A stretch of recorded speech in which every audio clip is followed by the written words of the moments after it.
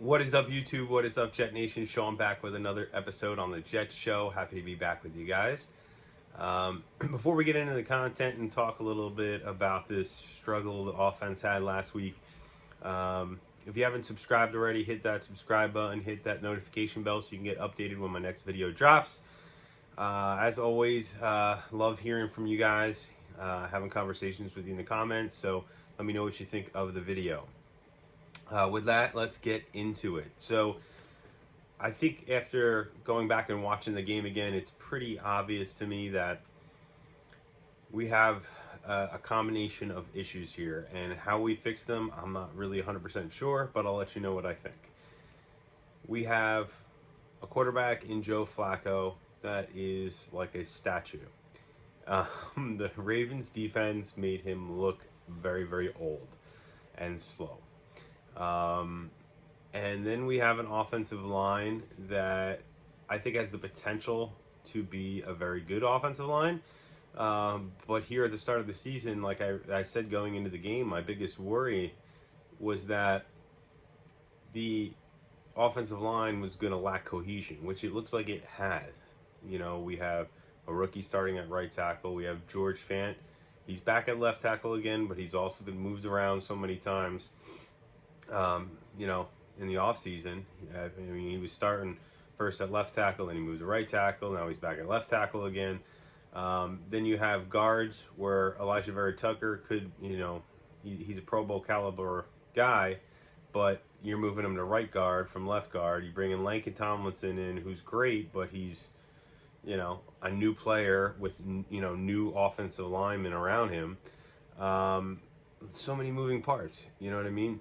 So I knew it was going to be a few weeks for this offensive line to kind of get things together and make things cohesive. So, you know, that is the biggest problem, I think, with our offense. That and the mistakes. I am not going to get on Breece Hall too much for the fumble.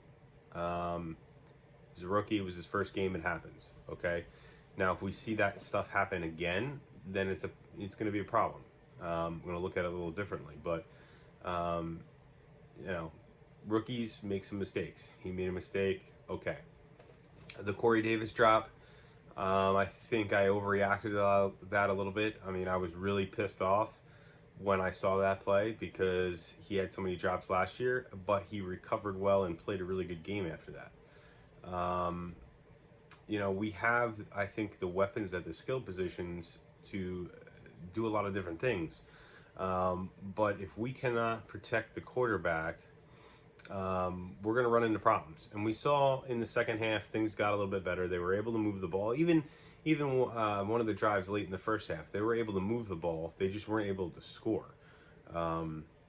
So the only way to solve this problem, in my opinion, is, well, I guess you have a couple different things you could do, but the way I would do it is I would go to Mike White as quarterback because he's a little more mobile, and I would also, you know, put a focus in practice on the fact that we cannot make these mistakes. We can't fumble the ball. We had multiple fumbles in the game. We can't do that. We can't have big penalties. We can't give up big sacks. Those are the two things that I think we would need to do. And, you know, I would hate, you know, in one way I hate to move on from Joe Flacco because I think he could get the job done potentially. I just don't think it's the right situation with the offensive line. This way, if you put Mike White in there, you have a guy that's a little more mobile. He knows the offense, obviously. He's been in the system for a couple of years. He knows the offense, and he's more mobile. He can get out of the pocket, evade the rush, make plays. Joe Flacco can't really do that.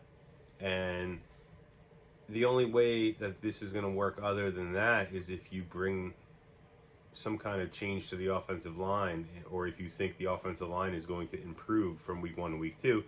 And I think it's going to take probably 4 to even 5 games for them to become a cohesive unit again, with all these moving pieces. So, I mean, that's really my opinion. The other thing on offense I'd like to see, I want to see Garrett Wilson more involved. he can make plays. He looks like he's going to be a yak guy, just like Elijah Moore is. And I'm not the coach, but maybe that's the answer. Maybe if you're going to be playing Flacco, you have to maybe move Corey Davis off the field a little bit more and get some guys that you can get more yak with a Berrios, an Elijah Moore, and a Garrett Wilson, and throw a lot of short passes. The other thing, that I didn't see in this game until I watched it the second time was we didn't run really any screens until towards the end of the game. We did a couple wide receiver screens, but we didn't run any screens to the running back. And with these guys bearing down on Flacco so quickly all the time, you would think that the LaFleur would have really thought about that even at halftime and made that adjustment in the early second half and started maybe throwing some more screens and things like that. So that was another thing I was a little questioned and wasn't sure about.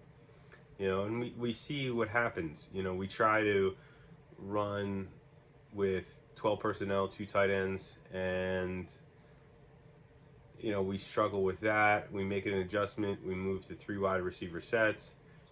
Now you don't have anybody, enough people blocking to be able to hold the pocket for Flacco to make the pass. So I'm not sure exactly what's going to happen, but I do think going into the game this week is going to be very interesting to see how this coaching staff responds, especially against a team with a very good pass rush in the Browns. So let me know what you guys think about the offensive struggles in the comments. What do you think the answer might be? And I love hearing from you guys. As always, I'll see you on the next one.